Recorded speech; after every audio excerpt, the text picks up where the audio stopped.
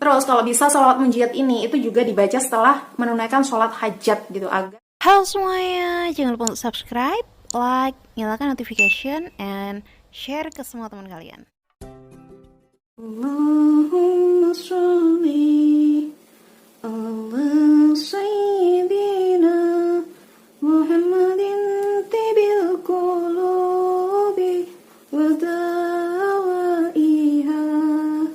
wa afiyati abadai wa shifaiha. Suaranya nyaring ya? Halo semuanya, assalamualaikum warahmatullahi wabarakatuh. Balik lagi di Zezi Session bareng Z.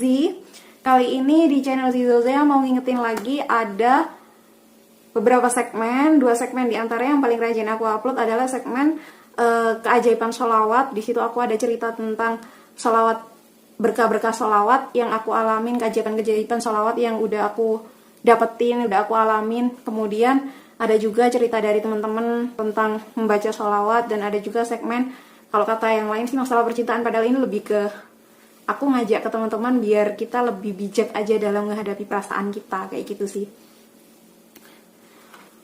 Oke, di segmen Sezi kali ini, session bareng Z ini, aku mau sharing tentang sholawat munjiat, mulai dari bacaan, sejarah, dan keutamaannya. Kenapa aku sharing padahal aku belum mengamalkannya?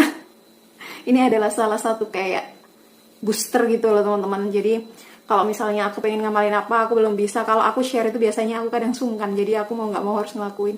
Loh berarti nggak dari hati dong. Niatnya udah beda dong. Ya enggak lah. Kan kadang ada satu hal, ada satu apa ya, ibaratnya kayak sesuatu yang harus kalau kita kerjakan itu harus ada pendorongnya kayak gitu kan. Bener nggak teman-teman, ada yang kayak gitu nggak? Ya udah berarti aku aja deh, nggak apa-apa sendirian. Oke, jadi aku mau sharing tentang sholawat munjiat. Seingatku sih aku belum pernah sharing tentang ini, jadi aku mau sharing sholawat munjiat. Kita semuanya tahu sholawat adalah salah satu zikir yang dianjurkan untuk dibaca secara istiqomah oleh siapapun, untuk memperbanyak membaca sholawat yang diyakini dapat mempermudah dan mempercepat terkabulnya doa. Ya nggak ngerasa gitu nggak selama teman-teman mulai mendawamkan sholawat? Kayaknya apa-apa itu dipermudah gitu loh. Tapi masalah ada lagi, ya diselesain lagi. Ya memang hidup memang harus ada masalah. Kalau udah nggak ada masalah ya udah nggak hidup itu namanya kan gitu. Orang udah nggak hidup aja kita masih ada masalah, nanti di akhirat ya kan kita masih ditagih itu sama Allah. Kita masih harus ngejalanin beberapa proses lagi gitu kan. Kita juga ingat tahu betul perintah sholawat ini Allah turunkan langsung juga dalam surat apa? Al-Ahzab ayat 56 yang bunyinya seperti ini. Sesungguhnya Allah dan para malaikatnya bersolawat untuk Nabi, wahai orang-orang yang beriman. Bersolawatlah kamu untuk Nabi dan ucapkanlah salam dengan penuh penghormatan kepadanya. Aku setiap kali habis kayak baca perintah Allah yang kayak gitu-gitu kayak dek gitu, nggak tahu kenapa. Teman-teman gitu juga nggak? Kayak apa ya? Kayak ibaratnya itu kita nggak pernah ngelakuin gitu, tiba-tiba itu kayak gitu loh. Yang paling simple itu ya sebenarnya bacaan sholawat itu ya shollallahu ala Muhammad itu sih, orang-orang yang sering menyebutnya dengan sholawat Jibril itu. Tapi sebenarnya kita semua orang tahu bahwa sholawat itu bermacam-macam. Seperti di video aku sebelum-sebelumnya juga aku menyampaikan bahwasanya banyak para ulama yang menyusun sholawat itu berdasarkan balago yang pastinya udah dicek ke apa namanya itu sih,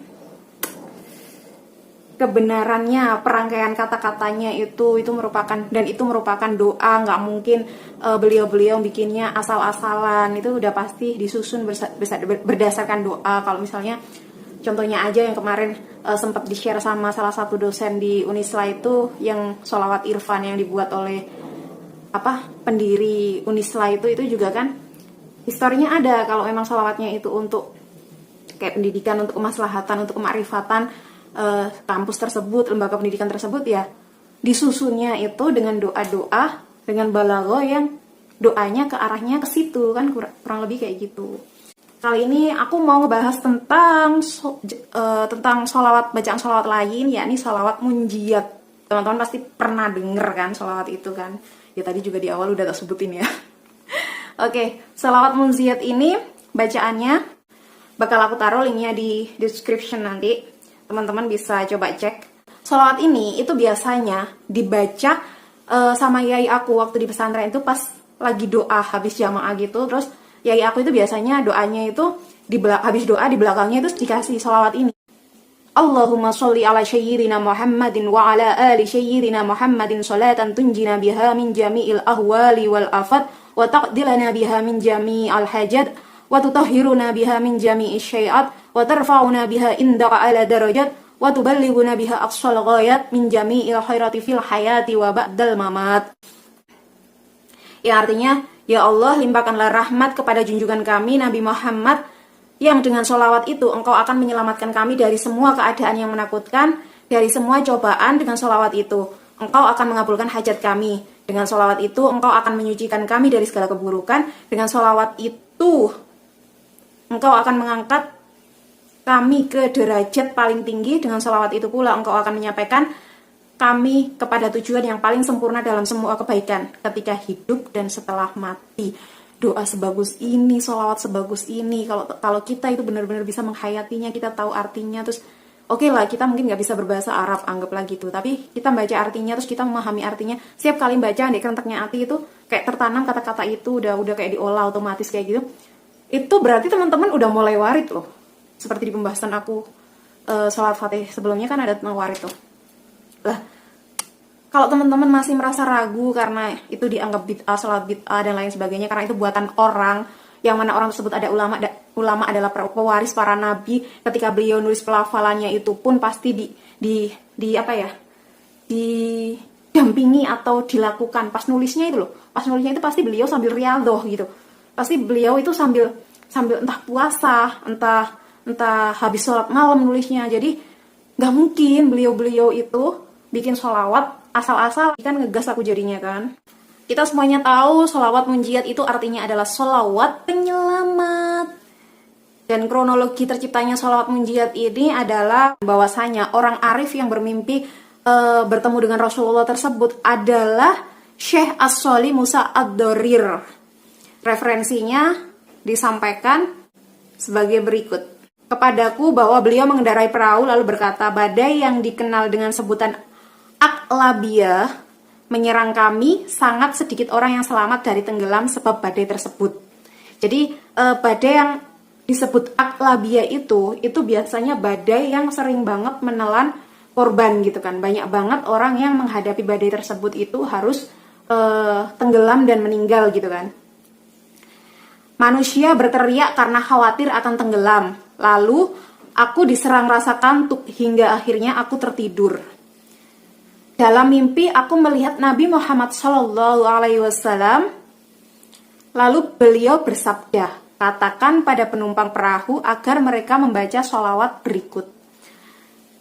Allahumma sholli ala sayyidina Muhammadin wa ala ali sayyidina Muhammadin sholatan tunjina biha min jami'il ahwali wal afat wa taqdilana biha min jami'al hajat wa tutahhiruna biha min jami'is syai'at wa tarfa'una biha indaka ala darajat wa tuballighuna biha aqsal ghayat min jami'il khairati fil hayati wa ba'dal mamat. Lalu aku terbangun dan aku beritakan pada penumpang perahu tentang mimpi yang aku alami. Kami pun membaca sholawat tersebut dan ketika mencapai sekitar bilangan 300 kali, badai pun reda. Jadi nggak cukup cuma dibaca sekali gitu. Meskipun Allah tahu Allah akan membalas satu kali sholawat dengan 10 kali.